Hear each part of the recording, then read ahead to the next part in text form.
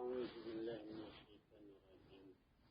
بسم الله الرحمن الرحيم. السلام عليكم ورحمة الله وبركاته.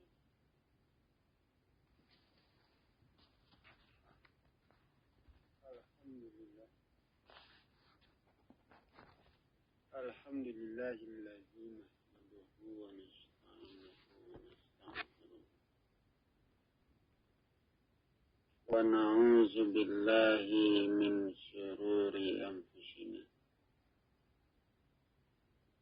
ومن سيئات أعمالنا. من يهد الله فلا مضل له ومن يضلله فلا هادي له. أشهد أن لا إله إلا الله وحده لا شريك له وأشهد أن محمدا عبده ورسوله لا نبي. اللهم صل وسلم وبارك على هذا النبي الكريم وعلى آله وأصحابه رسول الله أجمعين. أما بعد.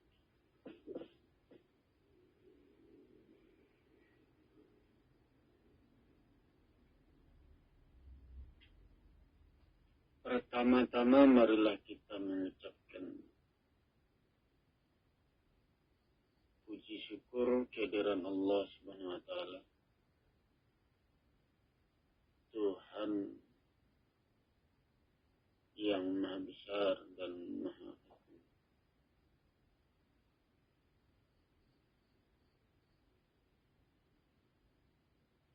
Salam kehormatan serta salawat dan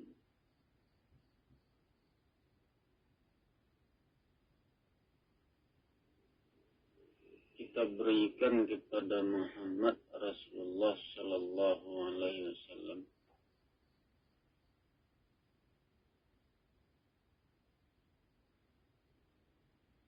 Rasul terakhir dan penutup para nabi.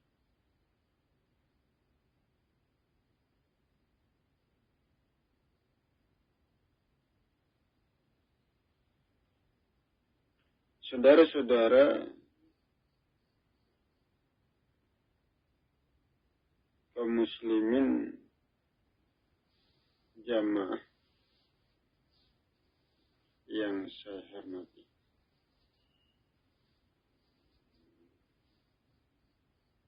saudara,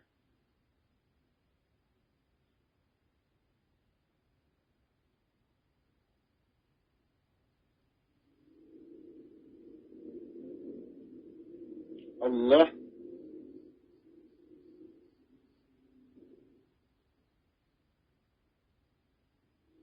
adalah kebenaran.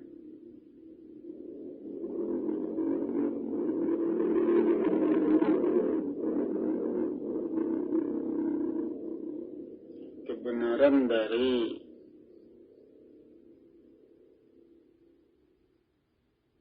zat, dari tanah.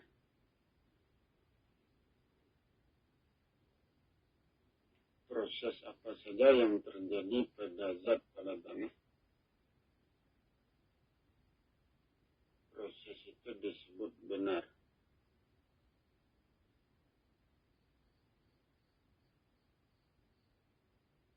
Tidak ada yang salah di dalam proses. Apakah itu proses untuk membangun atau proses untuk menghancurkan.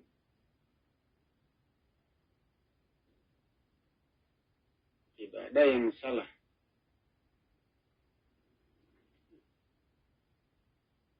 Tubuh manusia zat, manusia tanah. Apa yang terjadi pada tubuh manusia?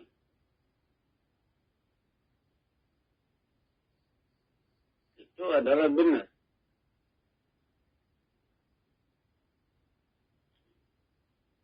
Tidak ada yang salah. Yang terjadi di badan manusia itu benar.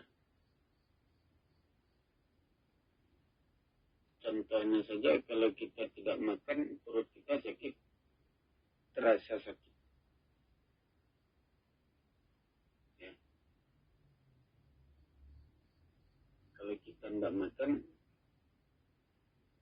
tubuh kita terasa lemah. Itu kan benar prosesnya.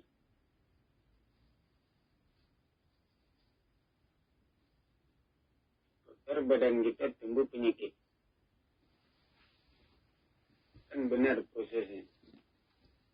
Tidak mungkin dari tubuh yang kotor. Nah, tumbuh yang sehat. Tidak mungkin. Dari tubuh yang kotor pasti tumbuh penyakit. Tumbuh panas.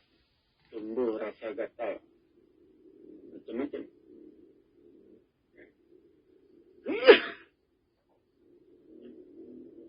Itulah prosesnya.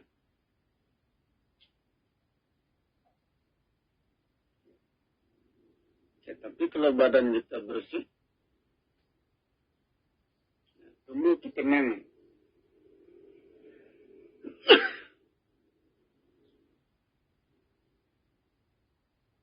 Tumbuh rasa senang.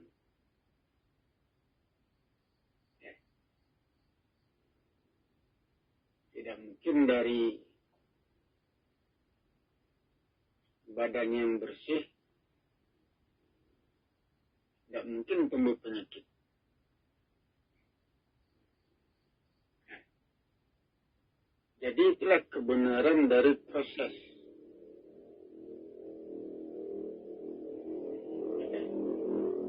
Jadi apakah bisa proses itu dibelokkan, ditukar dengan yang lain, diganti?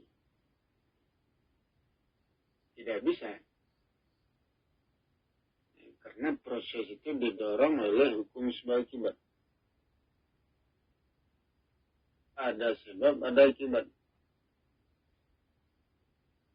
Nah,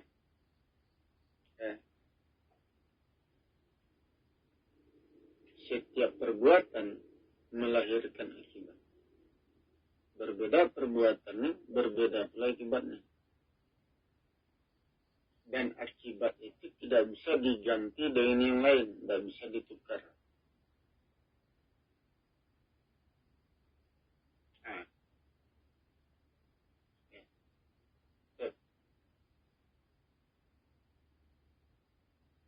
kalau kita terlalu dekat dengan api, badan terasa panas. Itu akibat.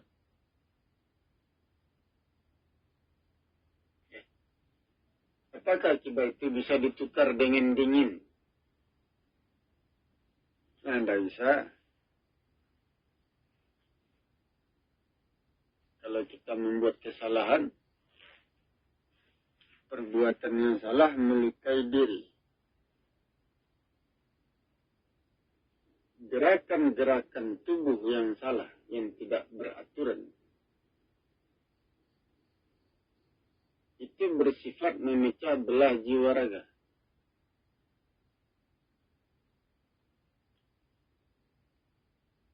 Itu akibat. Apakah bisa ditukar akibat itu? Tentu tidak bisa. Jadi manusia menanggung risiko dari akibat perbuatannya masing-masing. Manusia tidak bisa lari dari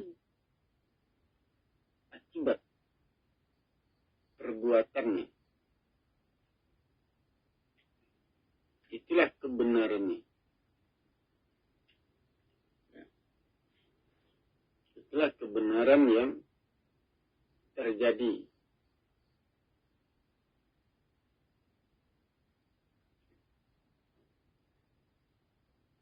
Jadi Allah itu adalah sebuah kebenaran yang terjadi pada zat, pada tanah. Ya.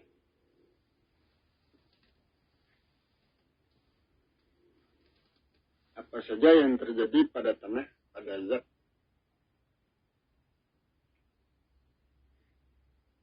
Kejadian itu benar. Bukan dibuat-buat. Bukan dikehendaki. Ya. Tapi betul-betul datang dari penyebabnya. Al-Quran mengatakan segala sesuatu itu ada penyebabnya. Apa saja yang terjadi, itu ada dasar hukumnya. Ada alasan untuk terjadinya itu. Nah, itu. Alasan itu bukan kesewenangan Tuhan. Bukan.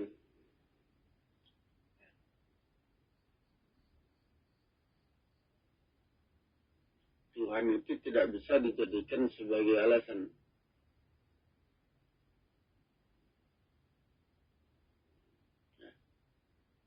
Yang dijadikan alasan itu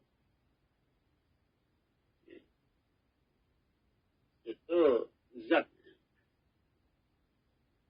Hubungan antara zat, antara benda, antara makhluk, lingkungan,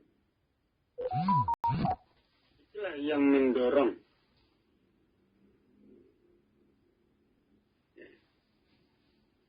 yang membangun, yang membentuk terjadinya sesuatu.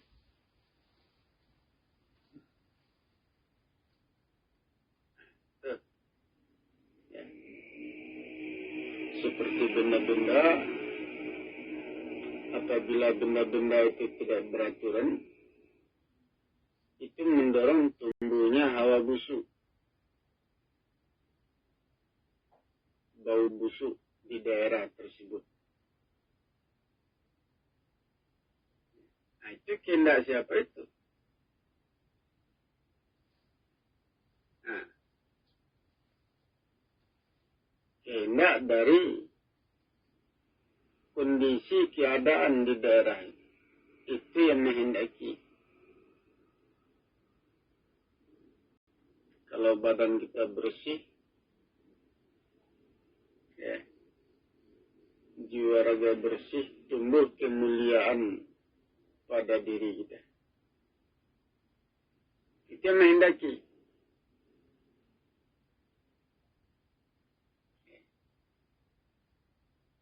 Kalau badan kita kotor, pakaian kita compang-camping, ya.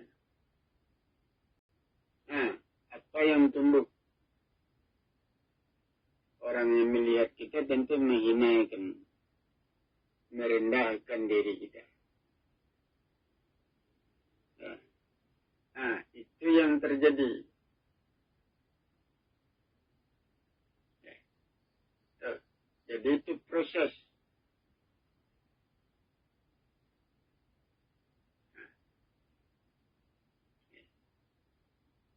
Jadi kehendak itu datang dari hukum sebab akibat. Hukum sebab akibat dibentuk oleh hubungan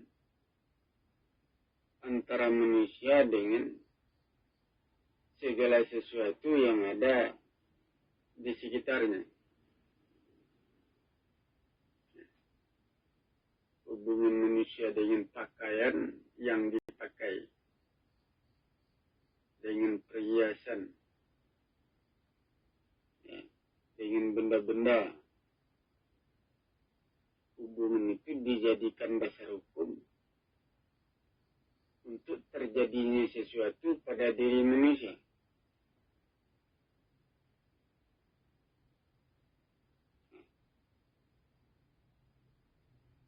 Jadi bukan kehendak dari Tuhan yang sewenang-wenang. Nah, tidak ada. Tuh. Ya. Sehingga Al-Quran mengatakan, ya, apabila engkau ingin merubah dirimu, maka rubahlah apa yang ada pada dirimu. Apabila engkau menginginkan nikmat yang lebih besar, ya, rezeki yang besar, maka rubahlah segala sesuatu yang ada pada dirimu. Ya, perubahan itu dibutuhkan sebagai dasar hukum untuk mendorong terjadinya sesuatu. Ya, seperti pakaian, ya, pakaian yang usang kita pakai itu melemahkan semangat, ya, melemahkan tenaga, tidak mendorong. Tapi kalau pakaian yang usang kita ganti dengan yang baru, itu memberikan semangat, membangun kekuatan kita, mendorong kita. Sehingga kemampuan kita untuk mendapatkan nikmat, untuk mencari nikmat Tuhan, itu lebih besar setelah kita melakukan perubahan pada diri kita. Sehingga manusia diperintah untuk merubah dirinya.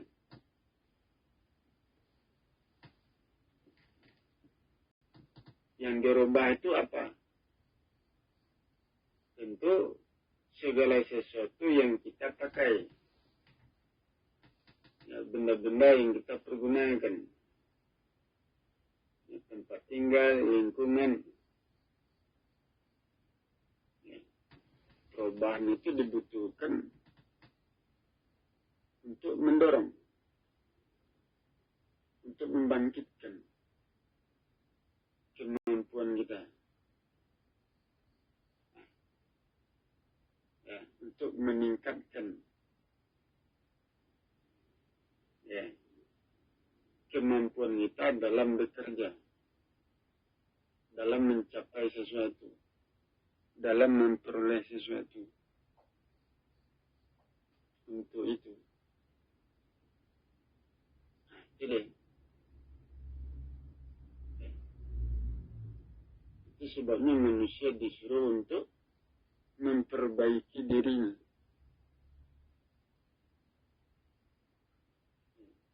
supaya terbuka jalan bagi dirinya untuk mendapatkan nikmat yang lebih besar.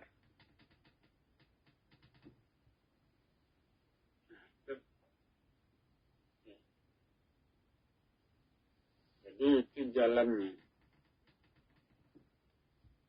itu prosesnya, itulah kebenarannya. Ya.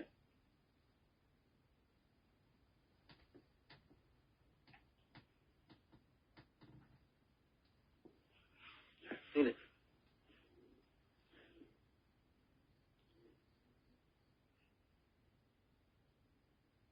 Jadi Allah itu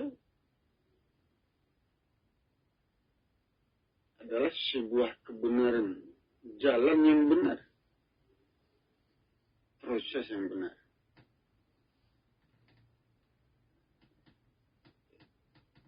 Seperti orang kafir masuk neraka, yang mendorong dia ke neraka itu perbuatannya.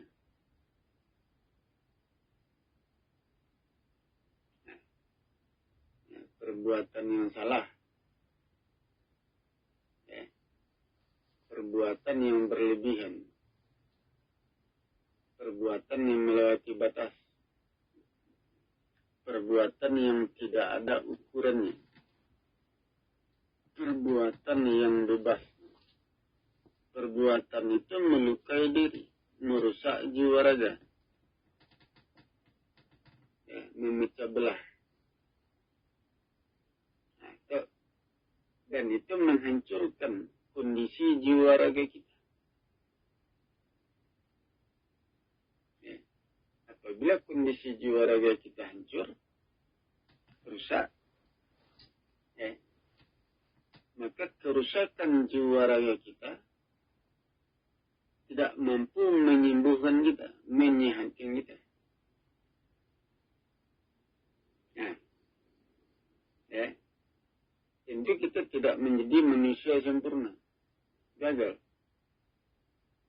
Maka kita didorong ke neraka. Nah, ketidaksempurnaan jiwa raga manusia, ya, itu meletakkannya,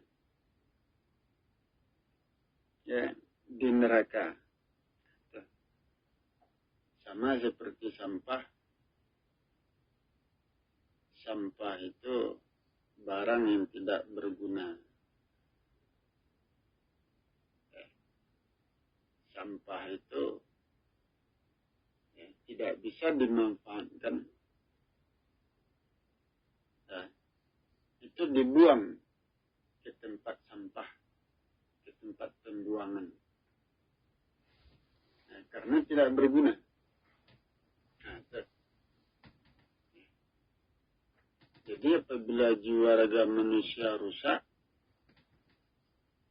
hancur, ya, maka dirinya menjadi tidak berguna. Nah, ya.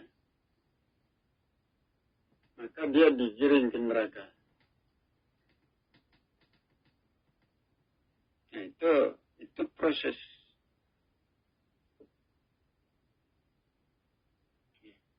Itu deh. Nah, proses. Itu proses alam. Ya, proses alam. Jadi, proses itu yang membawa. Proses itu yang mendorong. Proses itu yang memperjalankan manusia ke neraka, nah, atau ke surga bagi orang beriman. Nah, itu proses itu. Nah, karena tubuh manusia itu zat. Tubuh manusia tanah. Tanah itu hidup. Tanah itu bergejolak, berproses. Ya, proses itu mendorong pertumbuhan tanah, membawa, ya, seperti buah, ya, buah yang mentah diproses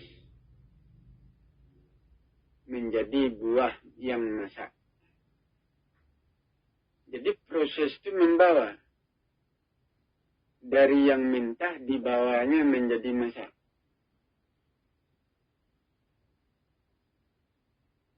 Proses itu yang membawa. Seperti manusia, ya, umurnya setahun. Proses yang ada pada dirinya itu membawanya, merubah dirinya, ya, menjadi dewasa. Nah, proses itu yang membawanya menjadi dewasa, menjadi besar. Proses itu. Nah, jadi proses itu mendorong pertumbuhan dirinya menjadi besar. Ya. Itu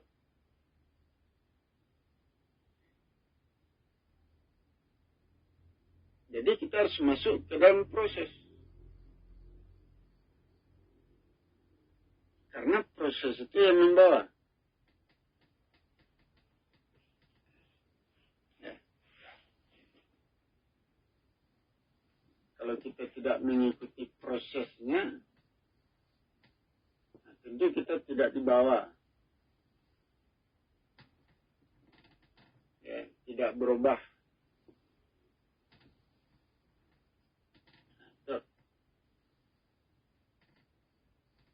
Ya. Jadi itulah yang terjadi pada tanah, pada zat, pada tubuh.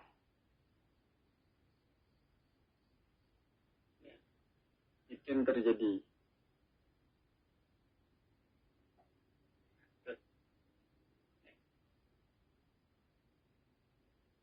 Jadi manusia itu dituntut untuk mengikuti proses. Membawa dirinya masuk ke dalam proses. Proses alam.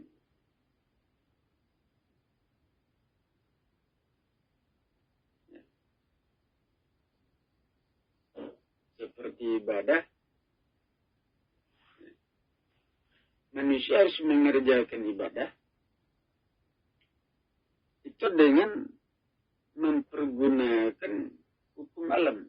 Berdasarkan hukum alam, proses alam.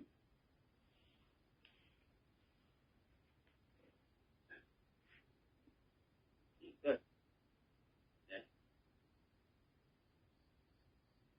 Seperti puasa.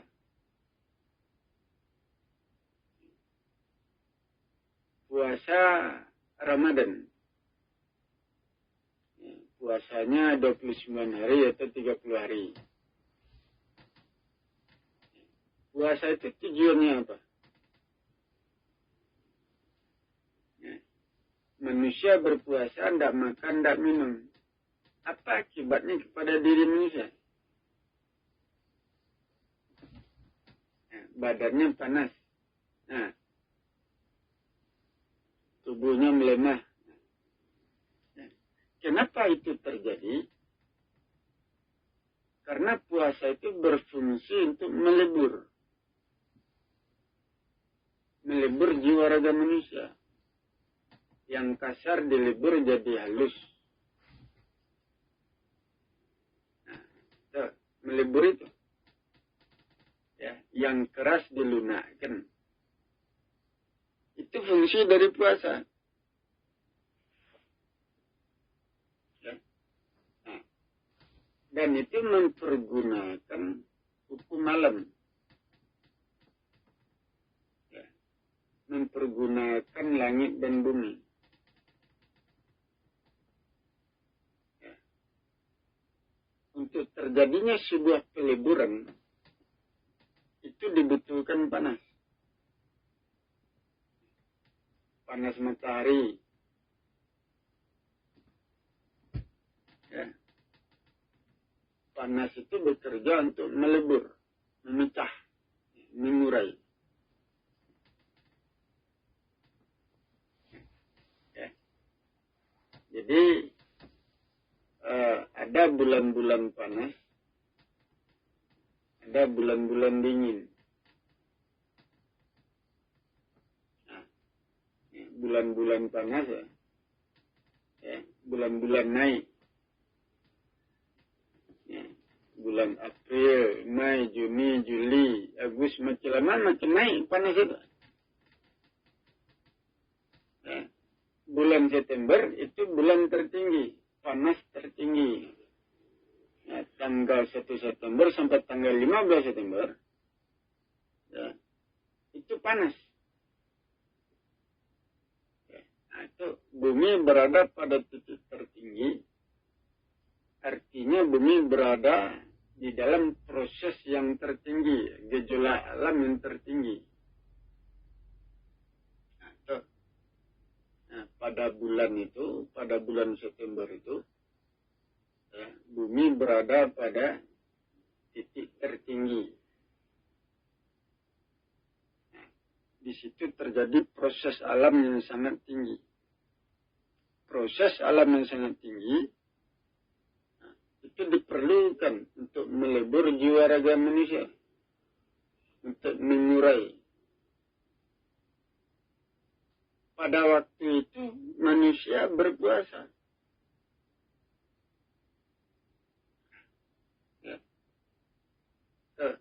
Jadi fungsi dari puasa itu melebur jiwa raga. Itu fungsi dari puasa. Ya, kita tidak bisa mengerjakannya pada bulan-bulan rendah, bulan-bulan dingin. Nah, ya, contohnya kita berpuasa pada bulan Maret. Ya, itu bulan rendah. Ya, tanggal 17 Maret, bumi berada pada titik terendah. Ya, dingin. Dingin itu sifatnya membekukan. Ya. Nah, dingin itu sifatnya menggenggam. Ya, beku. Ya, bukan melebur. Puasa itu berfungsi melebur, sementara alam itu membekukan. Di situ terjadi benturan di situ. Ya. Artinya ibadah itu tidak bekerja. Puasa tidak bekerja secara sempurna. Kalau kita berpuasa pada bulan Maret, ya, bulan Maret itu bulan dingin. Ya, proses alam pada bulan Maret itu rendah. Ya, gejolak alam itu rendah. Ya, karena bulan-bulan dingin. Nah, puasa berfungsi, bertujuan untuk melebur jiwa raga. Itu membutuhkan panas. Nah, panas itu dipakai untuk melebur. Nah, itu. Tetapi bulan Maret itu dingin. Bagaimana melebur? Nggak bisa. Ya. Jadi kalau kita berpuasa pada bulan Maret, maka peleburan tidak terjadi. Nah, itu. Ya. Jadi harus dikerjakan pada bulan September. Ya, bulan September itu panas. Gejolak alam tinggi. Itu kita pakai untuk melebur jiwa raga. Itu, ya. Nah, puasa itu bekerja untuk melebur, dibantu oleh ya, gejolak alam yang tinggi, ya. Nah, untuk melebur itu. Ya, kekuatan untuk melebur jiwa raga manusia itu datang dari alam.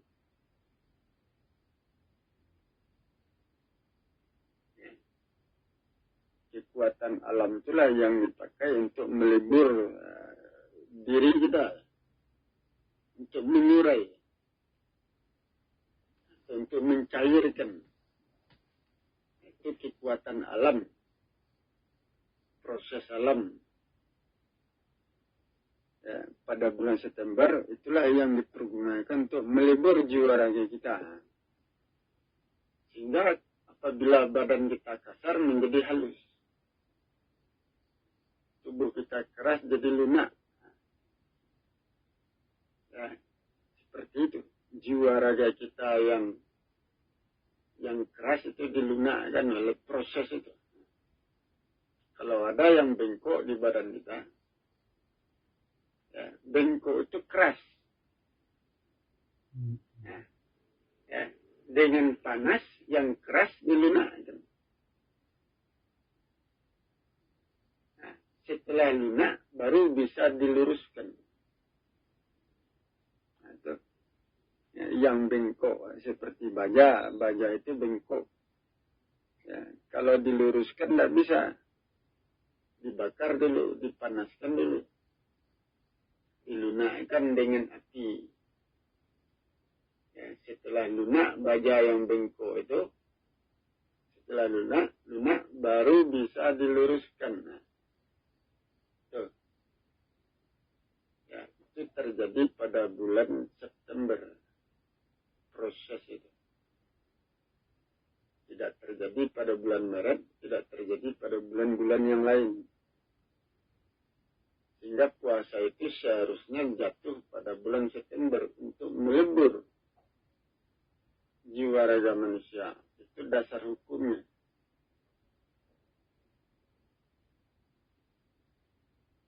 Ya.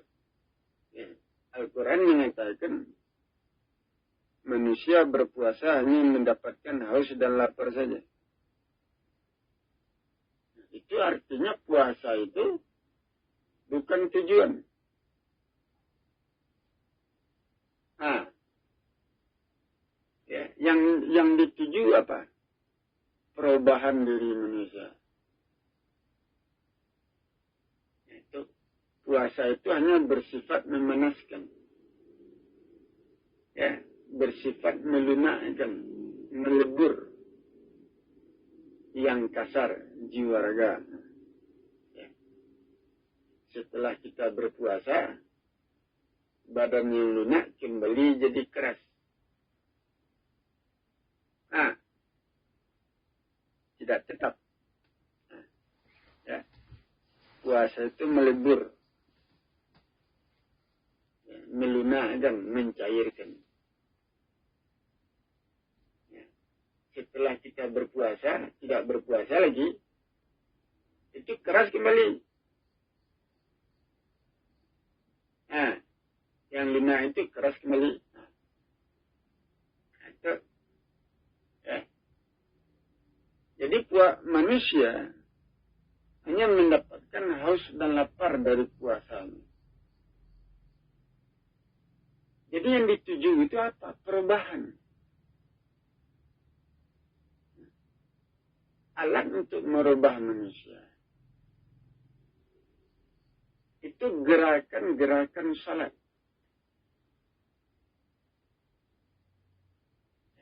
Gerakan-gerakan salat. Berdiri, ruku, sujud, duduk. Gerakan-gerakan itu berfungsi untuk meluruskan jiwa raga. Ya. Kalau ada yang bengkok di badan kita, sudahlah bengkok, keras pula lagi. Nah, diluruskan patah, tidak bisa. Ya. Nah, seperti baja bengkok, diluruskan tidak bisa patah. Sebelum diluruskan baja yang bengkok itu dipanaskan dulu, dilunakkan. Setelah lunak, baru bisa diluruskan. Alat untuk meluruskan itu gerakan. Gerakan-gerakan dalam salat itu meluruskan yang bengkok, memperbaiki. Itu salah satunya. Jadi, ya, salat itu kan sebuah gerakan. Kita kan bergerak di dalam salat itu. Gerakan itu berfungsi untuk mengangkat jiwa raga, menegakkan. Nah, ya, untuk menahan tubuh kita supaya tidak jatuh. Nah, untuk menagar diri kita. Untuk mengencangkan. Ya, sehingga kita tidak lemah. Itu fungsi dari gerakan-gerakan salat. Ya. Jadi manusia yang mendapatkan haus dan lapar di dalam puasa. Yang dituju bukan itu. Nah, puasa itu hanya tempat. Puasa itu tempat kita untuk menjalankan salat. Nah, ya. puasa itu fungsinya melebur, ya, mencairkan jiwa raga, tetapi tidak berfungsi untuk meluruskan. Puasa tidak mampu memperbaiki manusia atau meluruskan manusia. Puasa itu hanya bersifat melunakkan. Yang mampu meluruskan manusia itu salat. Jadi di dalam puasa itu kita harus menjalankan salat. Ya, di dalam puasa, ketika kita tidak makan, tidak minum. Itu terjadi di siang hari. Ya, bukan malam. Ya, kalau malam kita tidak berpuasa. Ya, malam kita sudah makan, sudah minum. Nah, ya, atau tentu badan kita sudah normal, ya, sudah kuat. Ya. Ya. Jadi sholat dikerjakan ketika kita sedang berpuasa, ya, sejak terbit fajar sampai tenggelam matahari. Nah, ya. Nah, selama kita berpuasa, ya, ya, selama itu jiwa raga kita dilebur, dilunakkan, dicairkan. Ah, ya, ya. Pada waktu itu kita menjalankan sholat. Gerakan-gerakan sholat itu meluruskan yang bengkok pada jiwa raga kita. Nah, itu meluruskan. Itu dikerjakan di siang hari. Bukan malam. Malam itu dingin. Malam itu gelap. Menutup. Malam itu membekukan diri kita.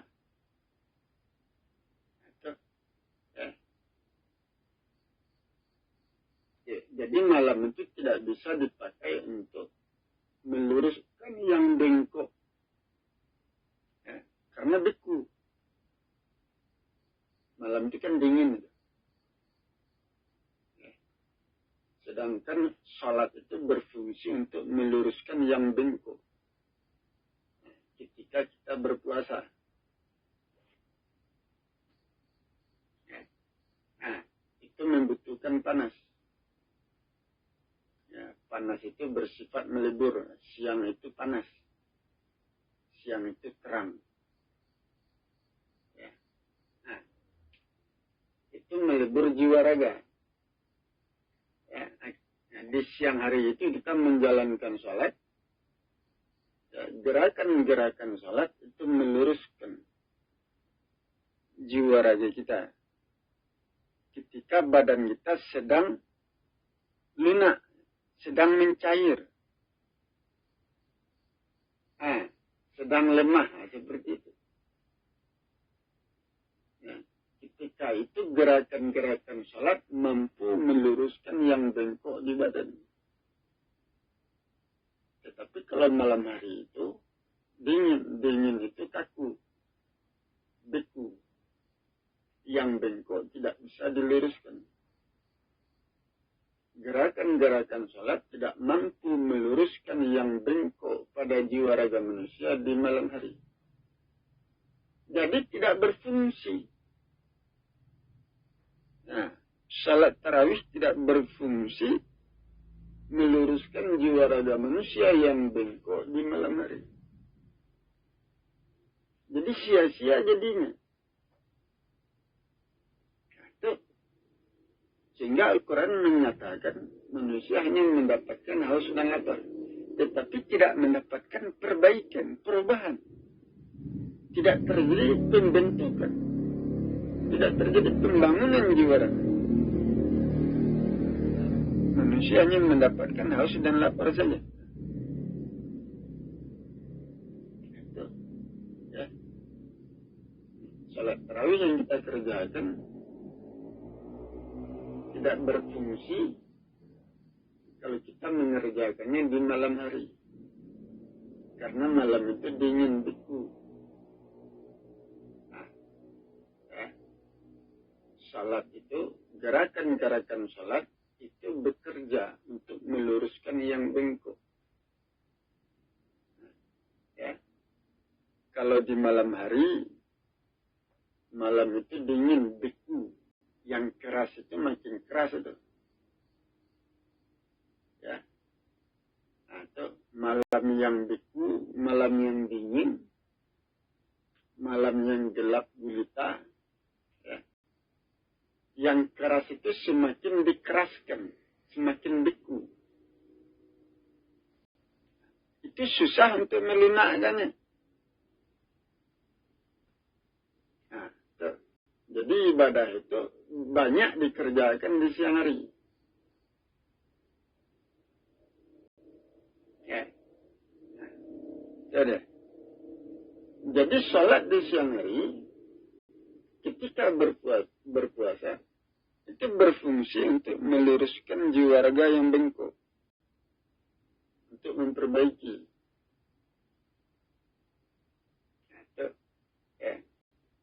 Jadi sholat tarawih itu seharusnya itu dikerjakan di siang hari puasa. Ya,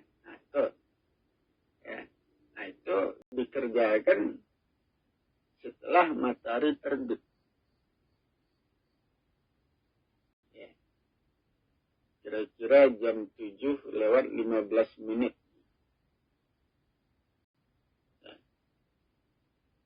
Nah, itu. Atau 7:30 pagi. Ya. Itu sholat tarawih sudah mulai dikerjakan. Sampai jam 10:30 pagi. Nah, karena pagi itu matahari terbit. Matahari naik di pagi hari, itu kekuatan kita juga naik. Semangat naik. Ya. Nah, apabila kita sholat di pagi hari, ya, sholat itu berfungsi untuk mengangkat jiwa raga. Menegakkan diri kita. Dan di pagi hari itu tenaga kita naik. Semangat kita naik. Ya, tinggi. Salat itulah yang mendudukkan diri kita. Meluruskan diri kita. Ya, dengan mempergunakan proses alam itu. Jiwa raga kita diluruskan. Diperbaiki. Itu di pagi hari itu. Itu di siang hari. Siang hari puasa. Nah, jadi apabila sholat tarawih dikerjakan di malam hari, ya, maka itu tidak berfungsi.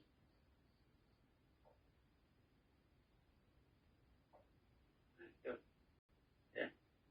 Sholat tarawih itu berfungsi kalau dikerjakan di siang hari puasa ketika kita sedang tidak makan, tidak minum.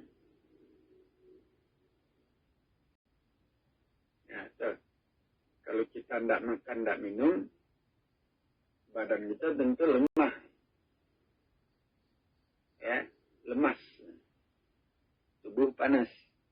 Nah, apalagi ditambah pula dengan siang hari, panas matahari. Ya. Itu melebur jiwa raga kita. Ya, itu yang keras menjadi lunak, yang kasar jadi halus. Ya, itu dipecah itu, dilebur di siang hari. Ya. Ketika itulah gerakan-gerakan sholat tarawih meluruskan jiwa raga kita, memperbaiki. Membangun, menegakkan diri kita. Salat itu yang bekerja. siang hari itu. Nah, sementara kita selama ini sholat tarawih di malam hari. Nah, itu. Nah, jadi harus ada dasar hukumnya. Untuk melihat dasar hukum itu, tentu kita harus tahu fungsi dari sholat itu apa. Manfaat sholat, tujuan sholat. Tentu kita harus tahu untuk melihat dasar hukum itu. Itu seperti kecepatan. Ya. Gerakan. Ya. Kita bergerak dengan kecepatan. Ya. Kecepatan itu berfungsi mengangkat tubuh, menegakkan tubuh. Kecepatan berfungsi menegakkan, mengangkat tubuh. Kalau kita kurangi kecepatan bagaimana? Tubuh kita jatuh. Ah, itu. Jatuh tubuh kita. Nah, tidak. Ya, sholat seperti itu. Ya. Nah, gerakan-gerakan sholat itu bersifat mengangkat diri kita. Apabila tidak ada yang menghalangi. Dibuka jalan, ya. Contohnya kita berjalan, ya, melangkah, ya. Nah, di depan kita ada duri, ada ranting-ranting pohon, ya. Tentu langkah kita terganggu, nggak lancar. Tidak lancar. Karena dihalangi. Itu. Ya, tetapi kalau tidak ada duri di depan kita, tidak ada ranting-ranting pohon, ya, kalau kita melangkahkan kaki kita tentu lancar. Nah, itu. Begitu pula sholat. Nah, dingin itu beku. Dingin itu bersifat membekukan. Nah, bersifat menahan, menggenggam. Ya. Nah, cuaca yang dingin, suhu yang dingin, ya, itu menghalangi pertumbuhan kita.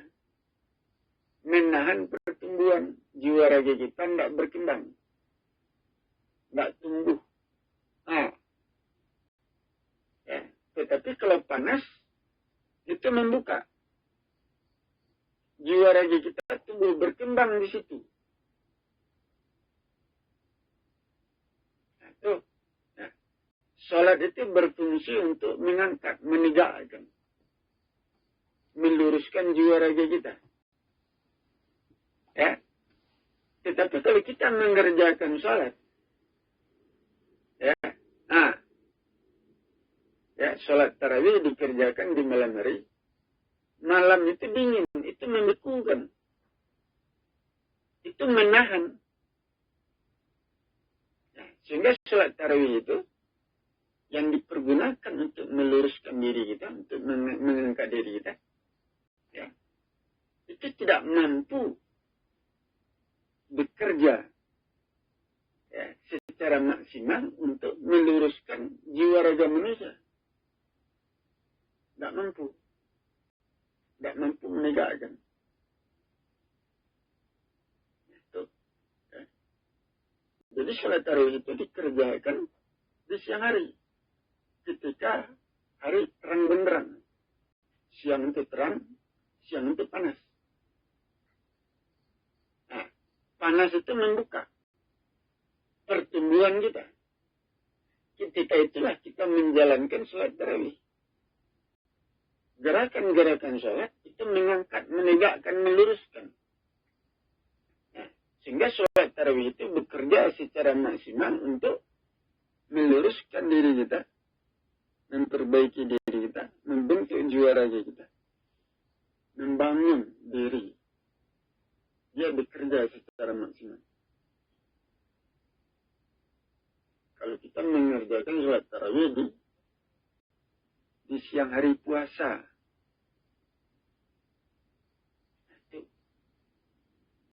Jadi itu dasar hukum. Ya. Terjadinya perubahan, perbaikan, pembentukan jiwa raga manusia.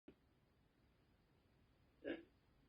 Nah, itu harus ada dasar hukum yang mendorong terjadi itu. Nah, tubuh manusia kan tanah, tubuh manusia zat. Kalau tubuh kita beku, bagaimana caranya? Datangkan panas untuk melibur. Nah, itu caranya. Tubuh kita beku, tidak berkembang. Nah, dingin. Ya, pertumbuhan kita terganggu.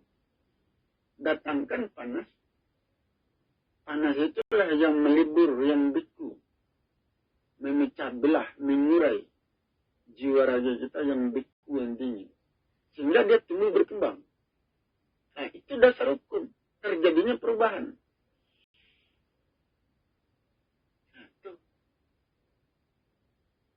Ya, kenapa ada? Nah, gerakan-gerakan sholat itu mengangkat, meluruskan. Nah, dan kita membutuhkan panas di siang hari. Untuk melibur, melunakkan, untuk mengurai. Nah, sehingga sholat itu, gerakan sholat itu mampu meluruskan kita, jiwa raga kita. Ya, secara penuh. Nah, itu hubungannya. Ya, hubungan antara sholat dengan alam. Dengan cuaca. Nah, itu hubungan. Ya. Semuanya itu kan harus dikaji. Ya, hukum sebab akibatnya itu. Ya. Kenapa kita mempergunakan hukum sebab akibat? Karena tubuh kita ini tanah zat. Tubuh manusia tidak berubah, ya, nah, kecuali perubahan itu ketika terjadi hubungan manusia dengan panas itu merubah manusia, ya, merubah zat, ya, nah, itu, ya, seperti batu. Batu itu kan zat, itu benda keras. Bagaimana merubahnya? Ya, batu itu dirubah menjadi pasir. Alat untuk merubahnya itu apa? Misalkan, diadu dengan batu lain. Itu sama-sama benda, sama-sama zat. Ya, seperti tanah. Nah, tanah itu kering. Ya, nah, untuk ya, bagaimana supaya tanaman itu subur? Nah, itu disiram dengan air tanah itu. Air itu zat. Tanah itu juga zat. Ya. Jadi tanah itu dirubah dengan air. Tidak bisa dirubah dengan misalkan seperti kita dirubah dengan pahala. Tidak bisa. Seperti tubuh kita, makan itu menggemukkan tubuh. Tapi pahala tidak bisa menggemukkan tubuh. Nah, makan nasi, makan buah, ya. Nah, itu mampu menjemukkan tubuh. Ya. Kalau pahala, tidak bisa menjemukkan. Pahala itu bukan benda. Pahala itu bukan zat. Ya. Nah, tentu mengkajinya itu tentu panjang. Ya, seperti zikir. Ya, zikir dijadikan sebagai pengganti makanan, tidak bisa. Nah, kita makan buah. Nah, buah itu mengobati tubuh yang luka. Nah, tidak ada buah. Kita ganti dengan zikir. Kita mengharapkan zikir itu mampu mengobati tubuh yang luka. Nah, buah itu benda, mengandung zat, mengandung vitamin. Sedangkan zikir itu ucapan. Ya, nah, ya, tidak ada zat di dalamnya, bukan zat. Tidak ada vitaminnya juga. Jadi tidak bisa menyembuhkan luka. Yang bisa menyembuhkan luka itu buah. Karena mengandung zat vitamin. Nah, itu. Ya. Nah, itu dasar perubahan. Itu. Tubuh manusia ini kan jasad ini, fisik, tanah. Ya. Itu. Ya. Tubuh manusia terdiri dari jasmani, terdiri dari rohani. Rohani itu tumbuh di badan. Rohani itu barang tumbuh. Ya. Itu. Yang diperbaiki itu jasmani. Kehidupan jasmani. Itu yang diluruskan. Itu yang ditegakkan. Alat untuk menegakkannya itu salah satunya makanan. Makanan untuk menegakkan jasmani. Itu baru tegak baru. Nah, gerakan-gerakan salat itu untuk meluruskan. Ya, meluruskan prosesnya. Meluruskan jalannya. Supaya dia tidak keluar dari proses pertumbuhan. Nah, itu. Ya. Seperti pohon. Pohon itu tumbuh. Nah, ya. Tegak lurus itu pertumbuhan pohon itu tegak lurus. Ada pula pohon. Dia tumbuh tetapi tumbuhnya bukan tegak lurus. Miring. Nah, itu keluar namanya itu. Keluar namanya itu.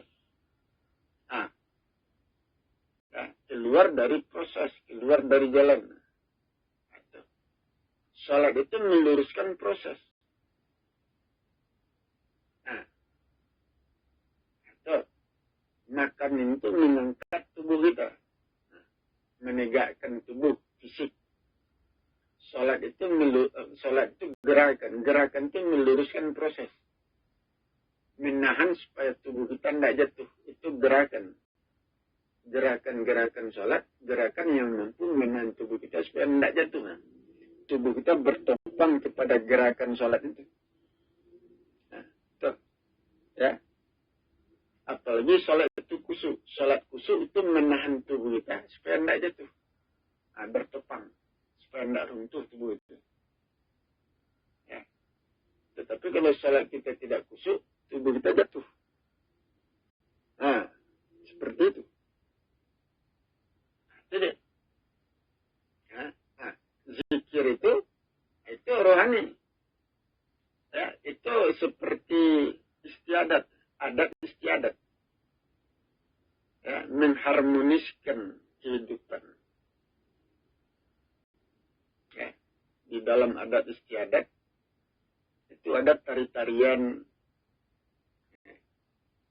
Ya, tari-tarian di dalam kehidupan masyarakat. Ya, acara-acara itu, upacara-upacara, ya, tari-tarian itu berfungsi mengharmoniskan, memberikan rasa enak ke badan. Nah, ya, tubuh kita kasar. Nah, badan kita keras.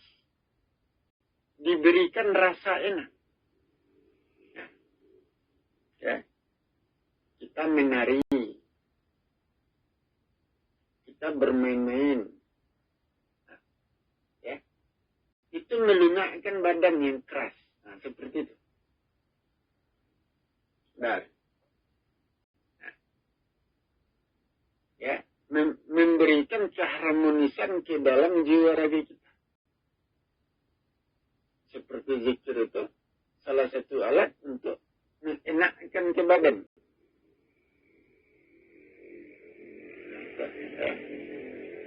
Tubuh manusia menerima akibat.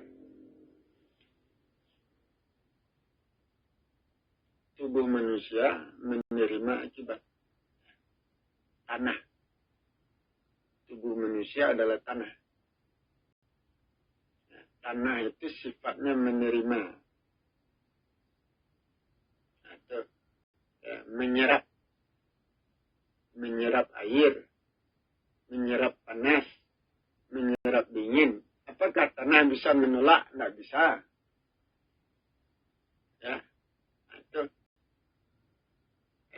dingin itu meresap ke dalam tanah. Tanah tidak bisa menolak itu. Dia menerima. Panas itu meresap ke dalam tanah. Ya, apakah tanah bisa membentengi dirinya dari panas? Tidak bisa. Ya. Nah,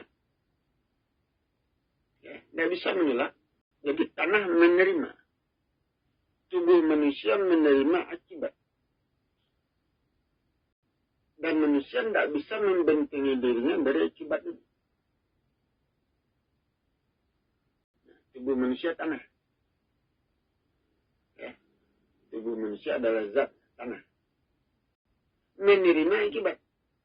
Kalau datang panas, tubuh manusia menjadi panas. Tubuh manusia menyerap panas. Bagaimana membentenginya? Datang dingin. Tubuh manusia menyerap dingin. Atau hubungan manusia dengan segala sesuatu itu mempengaruhi kondisi badan manusia. Itu tidak bisa dibentengi.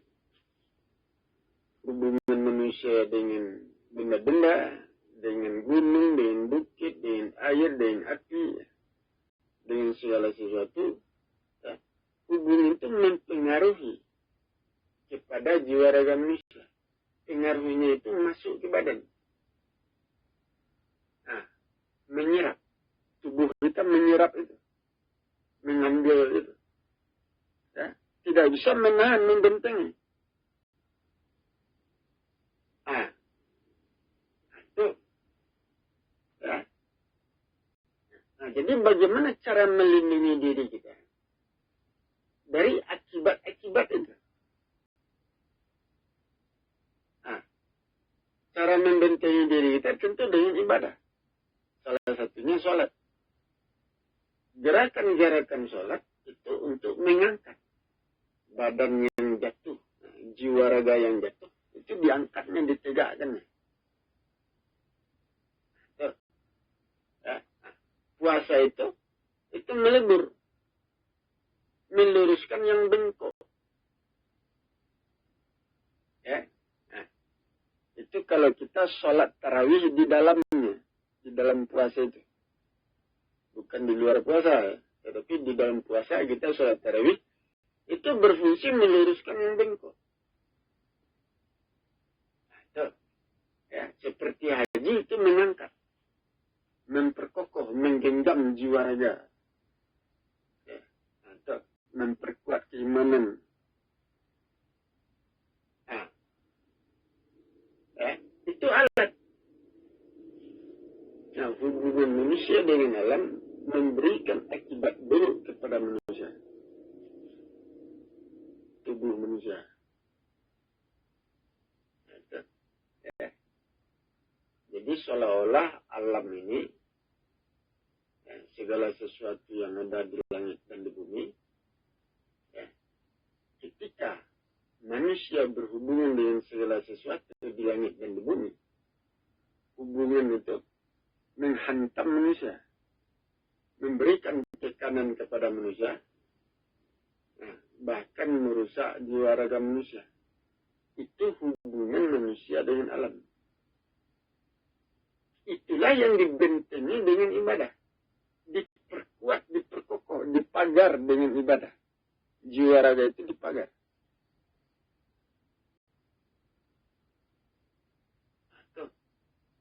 Ya, itu tujuannya. Kalau kita tidak beribadah, tidak sholat, ya tentu kita menerima akibat dulu dari proses alam. Manusia adalah makhluk alam, tinggal di bumi. Ya. Proses yang terjadi di langit dan di bumi itu mengenai tubuh manusia. Bisa melukai manusia, bisa merusak, bisa memecah belah. Itu yang kita bentengi. Ya, kita lindungi diri kita dari akibat buruk itu. Cara melindunginya itu dengan ibadah. Nah, itu diperiksa ibadah itu. Ibadah itu tujuannya buat apa? Salat itu untuk apa? Puasa untuk apa? Haji untuk apa? Sedekah untuk apa? Nah, atau semua amalan itu dipelajari, dikaji buat apa? Nah, kita hendak buat pahala, cari pahala semua. Nah, disamakan saja semua. Ya. Salat itu disamakan dengan puasa, disamakan dengan haji. Sama-sama dapat pahala. Padahal berbeda itu. Itu seperti tawaf. Ya, tawaf itu mengelilingi Ka'bah, memutari Ka'bah. Nah, ya, Ka'bah itu kan benda, Ka'bah itu bangunan. Nah, kita kelilingi, tubuh kita mengelilingi Ka'bah. Ikatan antara tubuh kita dengan Ka'bah. Nah, ya, ikatan itu makin lama makin kuat. Nah, ketika kita mengitari Ka'bah, ya, nah, semakin banyak jumlah putarannya itu, tubuh kita mengelilingi Ka'bah, semakin sering kita mengelilingi, ikatan tubuh kita dengan Ka'bah itu semakin kuat. Semakin kuat ikatan antara diri kita dengan Ka'bah. Nah, ya, nah, ikatan itu mengangkat, tubuh itu mengangkat, menegakkan tubuh kita, memperkokoh jiwa raga kita. Nah, itu hubungan manusia dengan Ka'bah. Ya. Nah, ketika manusia melakukan tawaf, ya, berulang-ulang melakukan tawaf, mengelilingi Ka'bah sekian kali putaran, semakin sering dia mengitari Ka'bah, maka hubungan manusia dengan Ka'bah itu mengangkat dirinya, menegakkan tubuhnya. Nah, itu ya, mengangkat tubuh manusia. Tubuh yang jatuh diangkatnya, tubuh yang lemah ditegakkannya. Jiwa raga kita yang lemah itu diangkatnya, ditegakkannya dengan mengelilingi itu. Itu fungsi dari tawaf. Fungsi dari tawaf. Nah, jadi kita harus mengetahui ya, fungsi dari setiap ibadah itu. Salat buat apa? Puasa buat apa? Haji buat apa? Melakukan penyembelihan ya, binatang korban itu buat apa? Nah, itu ya, zakat fitrah buat apa? Nah, itu ya, kalau kita mengerjakannya, di mana kita mengerjakannya? Waktunya, tempatnya, macam-macam. Nah, itu harus tahu. Seperti zakat fitrah dibayarkan di siang hari puasa, bukan malam hari. Nah, zakat fitrah itu kita akan memberi. Apakah kita memberi uang, memberi beras? Nah, pemberian itu harus tulus ikhlas.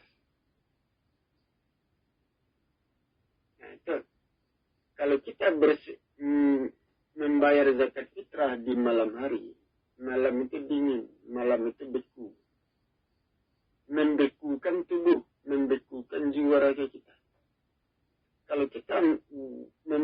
menunaikan zakat fitrah di malam hari, maka jiwa raga kita itu ikhlasnya itu kurang, tidak tumpah. Karena badan kita dibekukan oleh malamnya, ya, dinginnya malam. Sudahlah malam gelap, dingin pula lagi. Itu membekukan jiwa raga kita. Ya. Kita sulit untuk menimpahkan keikhlasan itu. Tulis ikhlas. Susah. Jadi zakat fitrah harus dibayarkan di siang hari. Ya, sejak matahari terbit sampai matahari terbenam. Ya, siang itu panas, siang itu terang. Siang itu melebur, membuka, mengurai. Sehingga jiwa raga kita lapang terbuka. Pada waktu itulah kita membayar zakat fitrah. Keikhlasan kita itu tumpah. Nah, sepenuh hati, ikhlas. Nah, terbuka jalan untuk ikhlas di siang hari. Nah, pada waktu itu kita membayarkan zakat fitrah. Nah, itu ketentuan, itu aturan. Nah, itu harus diketahui itu.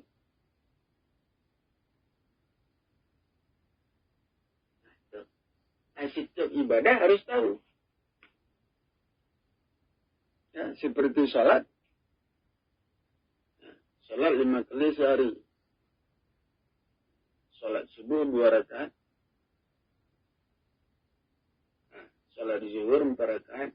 Salat asar 4 rakaat. Salat maghrib 3 rakaat. Salat isya 4 rakaat. Apa fungsinya?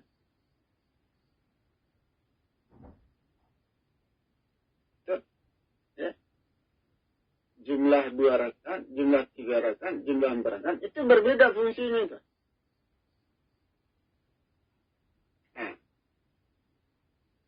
Kemudian waktunya berbeda. Berbeda waktu tentu berbeda proses. Nah, ya, seperti sholat 2 rakaat. 2 rakaat itu jumlahnya kan sedikit. Sholat 2 rakaat itu berfungsi untuk mengangkat tubuh kita. Tubuh kita tertidur. Ya, tubuh kita jatuh. Nah, ya, tubuh kita lemah.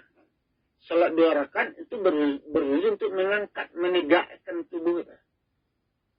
Salat subuh 2 rakaat. Itu untuk memanaskan, mengangkat, menegakkan. Nah, itu fungsinya. Nah, nampak ada. Salat maghrib 3 rakaat. Ya. Ya. Apa fungsi dari salat maghrib 3 rakaat? Ya.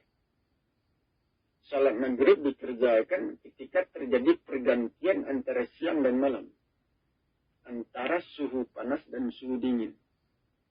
Di siang hari suhu badan kita panas. Datang malam, suhu badan kita berubah menjadi dingin. Pergantian suhu tubuh antara panas ya, ke dingin, itu bisa merusak jiwa raga. Pergantian suhu itu merusak. Siangnya tubuh kita panas, datang malam tubuh kita dingin. Pergantian itu merusak jiwa raga. Itu, ya. Nah, untuk meluruskan jiwa raga kita. Untuk membentengi diri kita supaya tidak terjadi kerusakan. Itu salat 3 rakaat. Salat 3 rakaat berfungsi untuk mengambil diri kita yang jatuh. Nah, itu. Ya. Jangan sampai proses alam itu ya, membengkokkan jalan kita. Nah, merusak pertumbuhan jiwa raga kita, itu tubuh itu kita ambil kembali, ya, kita genggam, itu dengan sholat 3 rakaat itu maghrib. berfungsi. Ya, sholat maghrib itu untuk meluruskan atau untuk mengambil diri kita yang keluar dari jalannya. Proses alam itu mengeluarkan tubuh kita dari jalan kita. Proses alam itu yang mengeluarkan diri kita dari tata letak yang tepat itu. Proses alam itu mengeluarkan kita dari jalan kita, dari fitrah kita. Nah, kita ambil kembali dengan sholat 3 rakaat maghrib. Itu menarik itu. Nah, tentu kita terpaksa mengerjakannya. Nah, itu. Ya. Nah, jadi tiap-tiap sholat itu ada fungsinya. Nah, sholat itu dikerjakan, itu kan setiap pergantian suhu. Nah, setiap kali terjadi pergantian suhu, setiap kali itu pula ada sholat. Dari terbit fajar, nah, di situ ada sholat subuh. Sesudah terbit fajar, ada sholat subuh. Nah, sesudah terbit matahari, seharusnya ada sholat. Sholat duha. Nah, itu suhunya berbeda. Nah, tuh. Ya. Nah, sholat zuhur, itu kan panas. Ya, suhu panasnya tinggi. Sholat asar, suhu panasnya rendah. Itu berbeda. Nah, maghrib, isya itu berbeda pula kondisinya, suasananya. Nah, tengah malam itu berbeda pula. Nah, itu pergantian suhu. Setiap pergantian suhu, manusia harus menjalankan sholat. Untuk apa sholat dikerjakan? Untuk menjaga tubuh manusia. Ya. Jika terjadi pergantian suhu, setiap kali terjadi pergantian suhu, itu akan mempengaruhi kondisi jiwa raga manusia. Untuk membentengi diri manusia dari kerusakan yang datang dari alam, maka manusia harus sholat. Nah, seperti itu. Sehingga sholat yang sebenar-benarnya sholat, itu 7 kali dalam 1 hari. Nah, karena pergantian suhu itu ada 7 kali. Nah, itu. Ya. Pergantian suhu itu ada 7 kali ya. Dalam 24 jam ada 7 kali pergantian suhu.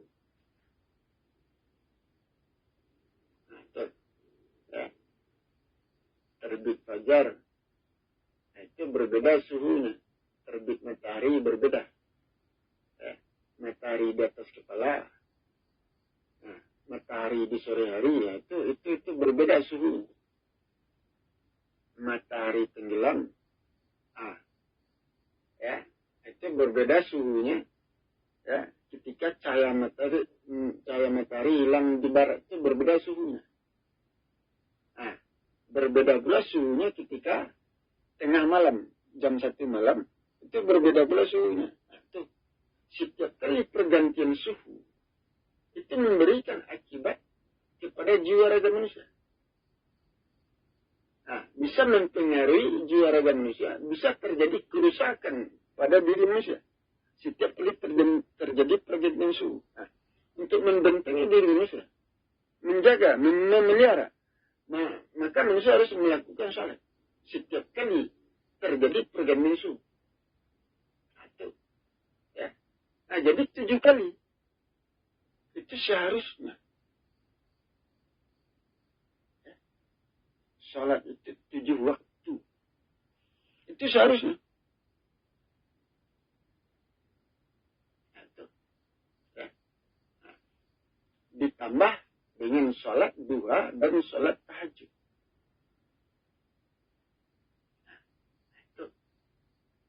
Itu seharusnya itu.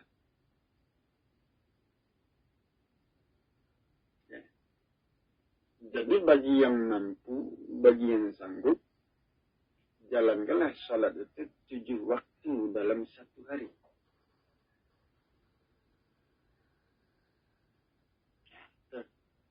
Ya, itu lebih mampu sholat 7 waktu dalam satu hari, lebih mampu. Ya, kemampuannya untuk memelihara diri kita, membentuk jiwa raga kita. Ya, membentengi diri kita dari kerusakan yang datang dari alam. Itu lebih tinggi daripada sholat 5 waktu dalam sehari.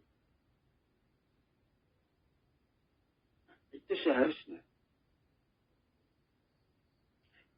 Jadi harus ada dasar hukum untuk membangun ibadah itu. Dasar hukumnya harus kita ketahui. Banyak lagi yang lain. Ya. Yang lain banyak. Dan ibadah-ibadah lain. Nah, kalau dijelaskan untuk panjang. Apalagi diulang-ulang menjelaskannya. Untuk menyempurnakan kaji deh. Itu harus diulang-ulang. Menjelaskan itu kan tidak mudah. Ya. Itu deh.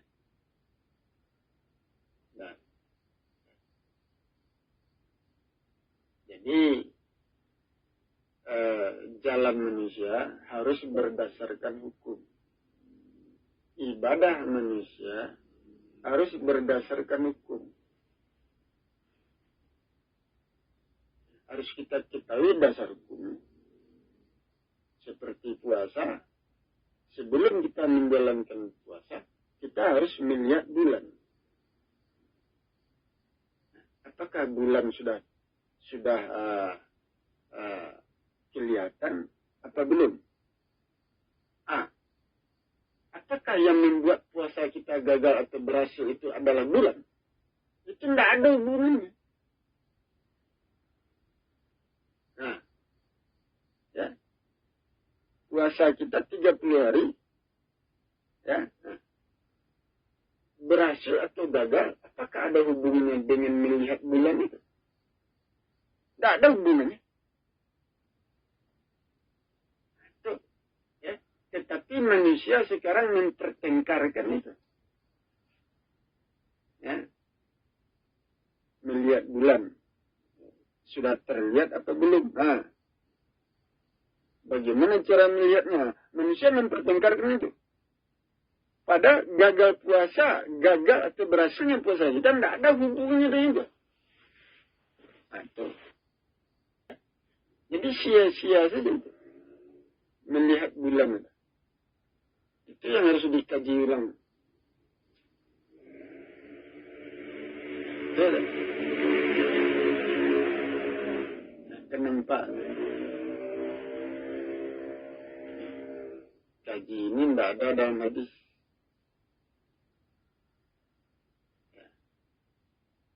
Tidak ada di dalam Al-Quran.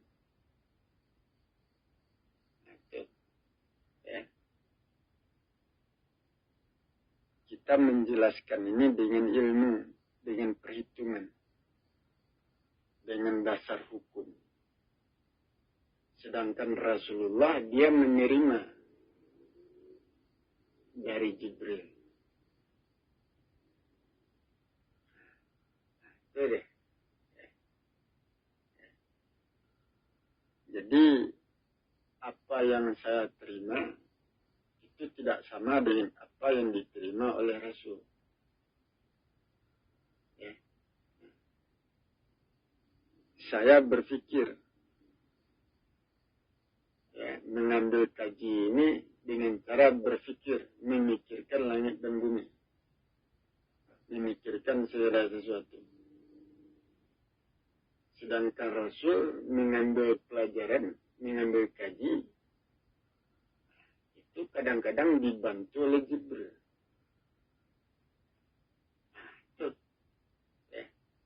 Sehingga Rasulullah dia tidak memiliki dasar hukum yang kuat.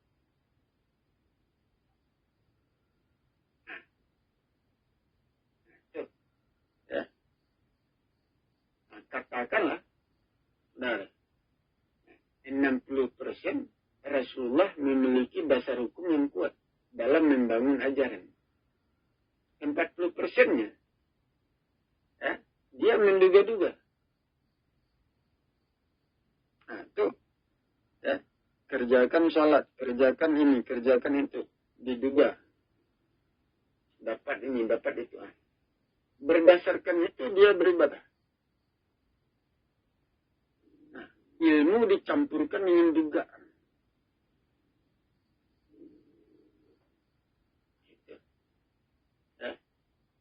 Kita salat itu harus dengan ilmu. Tetapi salat kita bercampur dengan dugaan. Dugaan itu dasar hukumnya lemah, tidak ada. Ilmu itu dipakai untuk membangun. Sementara dugaan itu buat apa? Tidak bisa dipakai untuk membangun.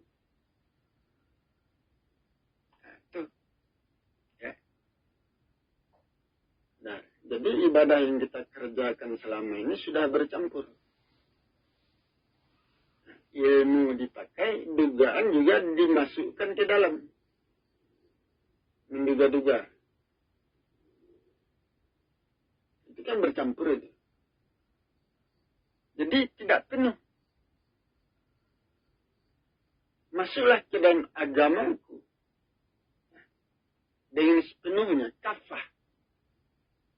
Masuklah ke dalam agama Islam sepenuhnya, kafah. Ya. Islam itu apa? Sebuah jalan, sebuah proses untuk membangun diri manusia sehingga manusia selamat. Dan itu membutuhkan ilmu, membutuhkan ukuran-ukuran untuk membawa manusia, meletakkan manusia ke dalam posisi tata letak yang bisa membentengi dirinya, menyelamatkan dirinya. Nah, itu dengan ilmu, dengan ukuran. Ya, tidak bisa menduga-duga. Salat 2 rakaat, tambah lagi 2 rakaat, tambah lagi, diduga. Kalau diperbanyak salat kita, diduga. Nah, dapat ini, dapat itu. Tidak ada ilmunya di sini. Untuk apa? Itu dikaji ulang. Apa dasar hukumnya? Nah, itu sudah bercampur jadinya.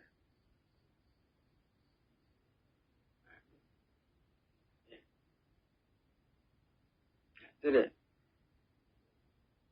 Kalau saya sampaikan ini kepada manusia, ya, kepada masyarakat, ya, apa pandangannya, apa pemikirannya ini? Ya, itu, ya, menerima atau menolak?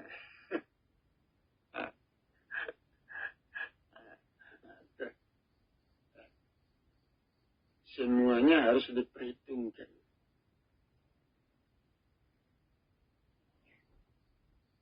Yang menjadi pertanyaan, apakah Rasul membangun ajaran Islam dengan perhitungan yang sempurna? Itu kan dikaji. Setiap perhitungan ada dasar hukumnya dan ada tujuannya. Nah, seperti berwudu, tiga kali wudu ada tujuannya. Kenapa tidak pilih? Sholat subuh 2 rakaat, kenapa 2 rakaat? Sholat maghrib 3 rakaat, kenapa 4 rakaat? Kenapa 3 rakaat? Nah, itu ada tujuannya. Ada dasar hukumnya.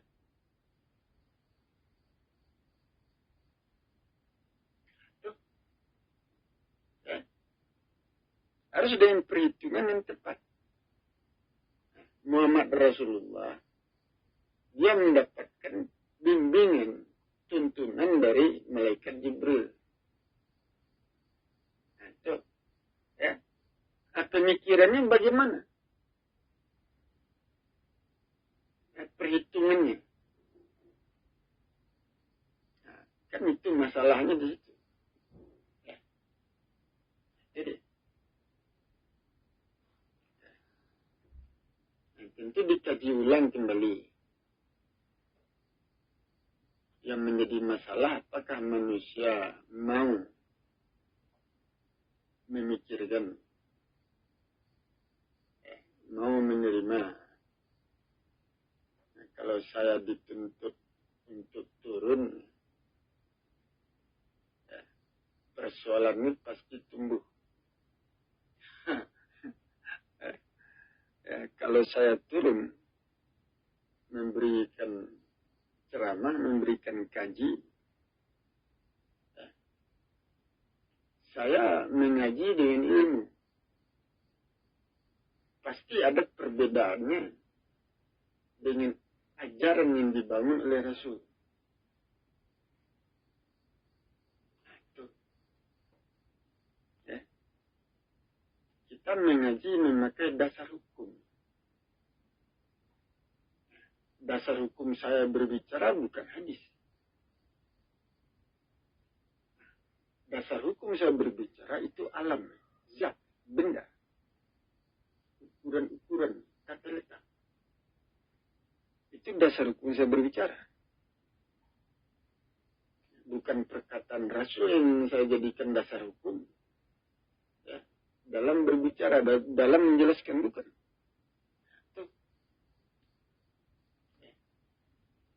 Nah, tentu ada perbedaannya.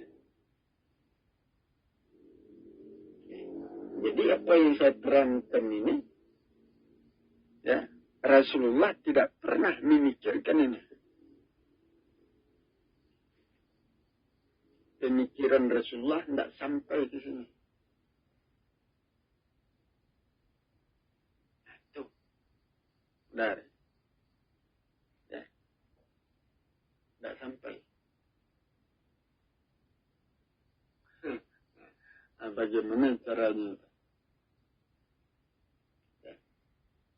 Ukuran-ukuran yang tepat itu diperlukan dalam membangun jiwa raga manusia.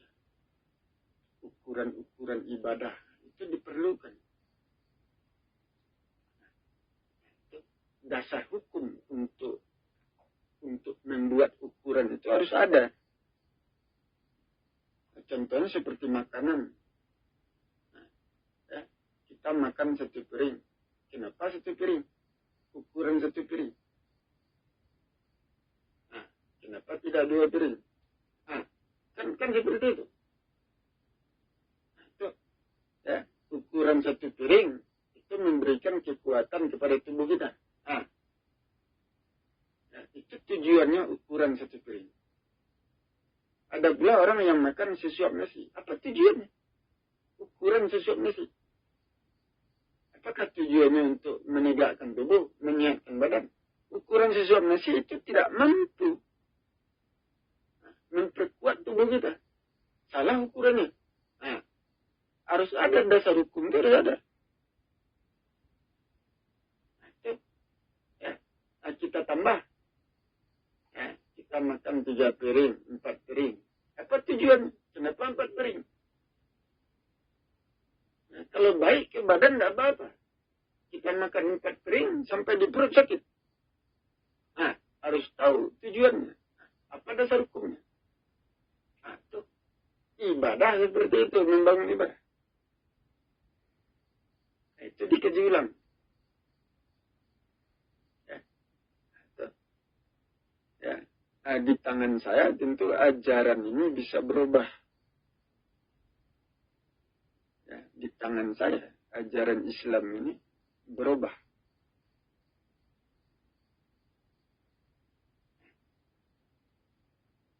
Itu saya berhitung.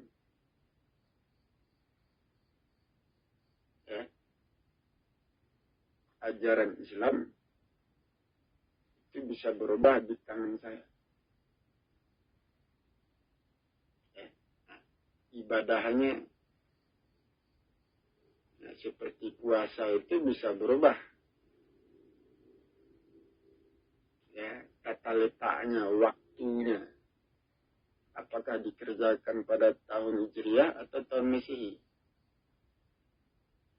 Nah, ibadah itu harus mempergunakan tahun Masehi, bukan mempergunakan tahun Hijriah. Itu ada dasar hukumnya. Bisa berubah ada.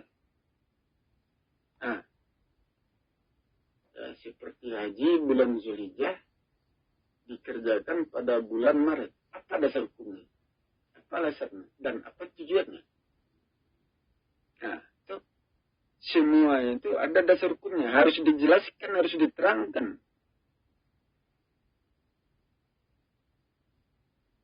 Bisa berubah.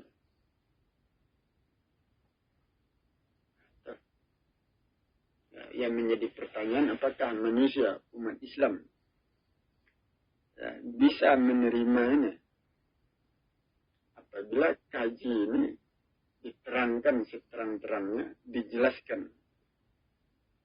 Nah, kebenaran itu dijelaskan. Yang benar itu yang mana? Yang salah yang mana? Dan apa dasar hukum untuk membenarkan itu? Apa dasar hukum untuk menyalahkan itu? Ya. Kalau terang semua ini, apakah umat Islam mau menerima? Tugas kita kan berpikir, melihat, menjelaskan. Apakah manusia menerima atau tidak? Itu kan bukan urusan kita. Itu bukan urusan saya. Apakah orang percaya dengan kaji saya? Atau tidak percaya? Tentu bukan urusan saya. Ya, tugas saya menjelaskan itu saja. Tidak memaksa manusia untuk merubah ajarannya.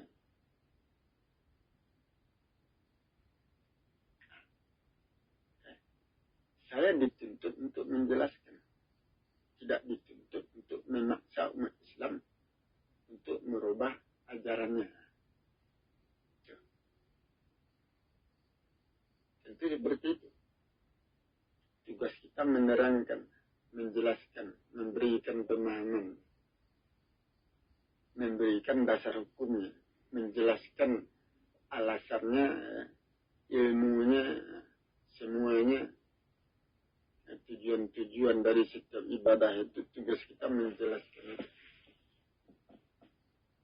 Ya, waktu-waktunya, kenapa waktunya berubah segala macam. Seperti sholat, sesudah sholat wajib, itu tidak ada sholat sunat. Ya. Kenapa? Ya, sholat itu dikerjakan dengan gerakan. Gerakan-gerakan yang tepat itu bersifat memelihara jiwa raga. Gerakan-gerakan yang salah itu bersifat memecah belah diri. Sudah. Salat wajib itu kita kerjakan bersungguh-sungguh. Sedangkan salat sunat sesudah salat wajib, ya, itu kan tidak pokok. Yang pokok itu salat wajib. Ya. Gerakan-gerakan salat sunat sesudah salat wajib. Ya, sudahlah salat itu bukan salat wajib. Dikerjakan pula dengan gerakan-gerakan yang salah. Nah, jarak antara sholat sunat dengan sholat wajib sangat dekat. Nah, ya, gerakan-gerakan yang salah itu memecah belah ya, jiwa raga kita yang sudah kita bangun ya, ketika kita menjalankan sholat wajib. Nah, itu. Ya, tentu rusak sholat wajib. Salat wajib itu kita kerjakan dengan khusyuk, dengan sungguh-sungguh. Dengan salat itu jiwa raga kita dibentuk, diangkat, ya, diluruskan, nah, ditegakkan. Nah, itu salat wajib. Tetapi gerakan-gerakan sholat sunat yang kita kerjakan sesudah itu merusak, memecah belah apa yang sudah kita bangun pada diri kita. Ya, ketika kita mengerjakan sholat wajib. Nah, itu sholat sunat yang kita kerjakan sesudah sholat wajib itu menghantam tubuh kita.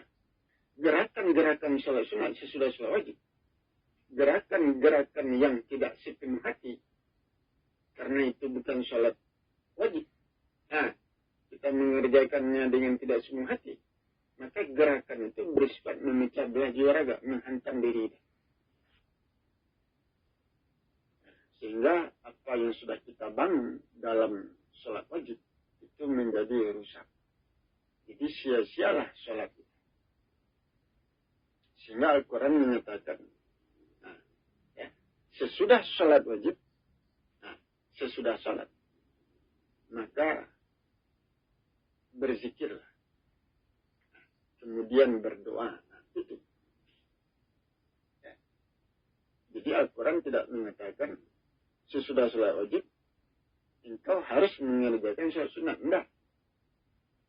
Tapi yang dikerjakan adalah zikir dan doa. Nah, jadi itu diperhitungkan. Nah, itu. Ya. Kalau saya turun, tentu kaji ini saya sampaikan. Tetapi akibatnya, nah ini. Nah, penerimaan masyarakat bagaimana? Ya. Kalau banyak penolakan, tentu kita mundur.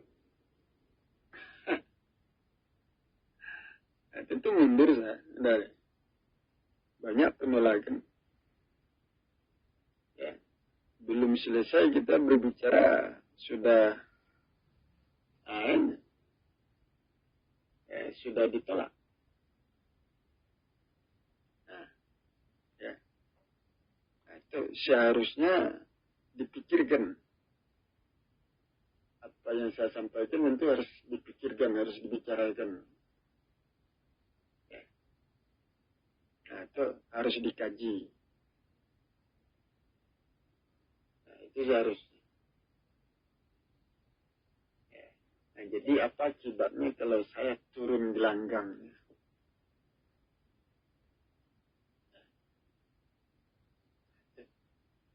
Aku turunkan Al-Quran untuk membersihkan diri manusia. Itu yang ada di dalam Al-Quran kan seperti itu. Ya. Al-Quran obat penawar. Ya. Al-Quran itu bersih ilmu. Ilmu itu dipakai untuk meluruskan, untuk memperbaiki. Ya. Jadi apabila ajaran Islam ini belum mampu menyelesaikan urusan manusia di atas permukaan bumi, kenapa? Nah, tentu ilmunya, ya, kemampuan seseorang untuk menyelesaikan urusan itu bersandar kepada ilmunya. Kalau ilmunya kurang, tentu urusan tidak selesai. Kemampuan untuk menyelesaikan urusan itu lemah.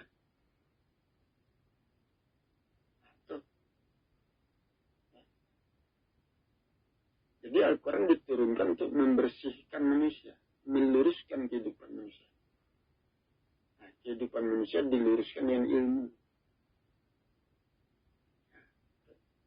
Jadi agama Islam itu, ajaran-ajaran Islam itu dibangun dengan ilmu. Bukan dengan dugaan-dugaan. Harus ada dasar hukumnya, harus ada tujuannya. Apa alasannya? Harus ada.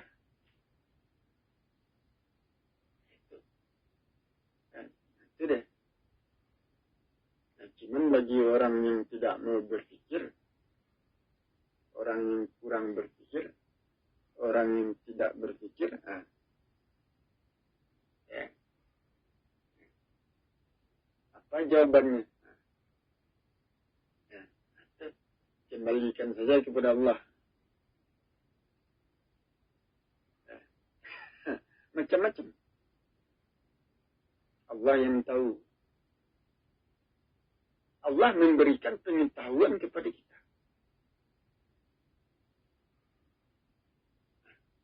Pengetahuan itu mendorong diri kita untuk berubah. Bukan Allah yang merubah kita. Ya. Tapi amalan yang dikerjakan dengan ilmu. Amalan kita itu yang merubah diri kita. Kalau kita tidak beramal, tidak berubah. Amalan kita yang merubah kita. Bukan Tuhan yang merubah kita, tapi amalan kita. Usaha kita dalam beramal, itulah yang memperbaiki diri kita. Jadi amalan itu harus ada dasar hukumnya, ilmunya.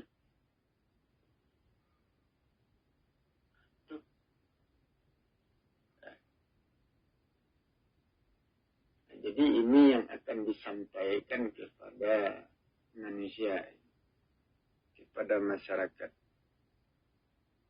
Ya. Itu tidak tahu saya apakah diterima atau ditolak, tidak tahu saya. Tetapi apabila ini merugikan saya, membahayakan hidup saya, tentu saya mundur. Kan itu. Nah, tidak perlu saya menyampaikan kaji ini. Mundur. Apa saja yang keluar dari mulut saya tentu pasti berbeda dengan apa yang diberikan oleh Rasulullah, itu berbeda, tidak sama.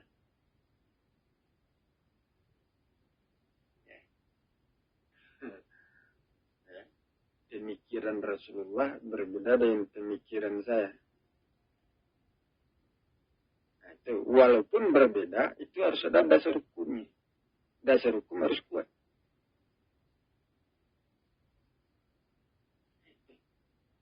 Ya, manusia harus melihat dasar hukum itu. Masyarakat harus melihat dasar hukumnya apa.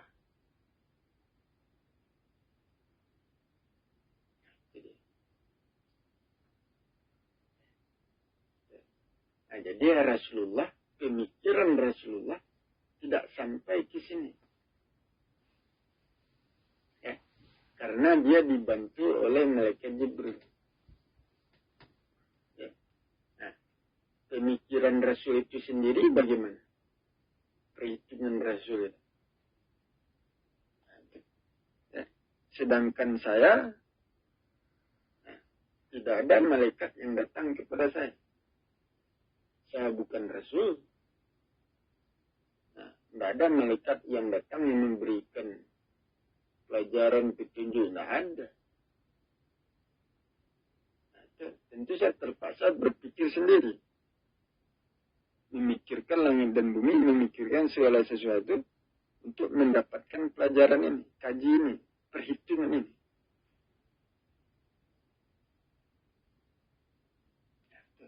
Jadi berbeda.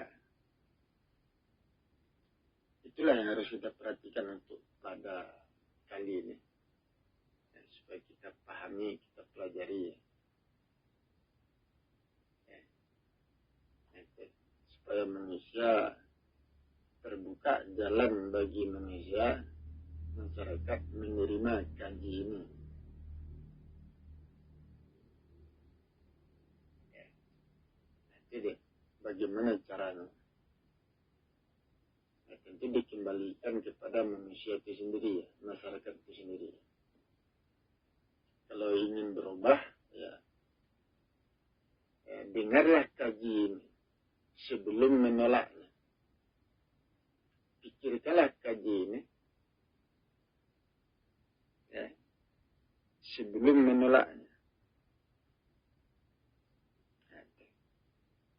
Jadi demikian, supaya kita pahami, kita pelajari. Saya akhiri, wabillahi taufiq wal hidayah. Wassalamualaikum warahmatullahi wabarakatuh.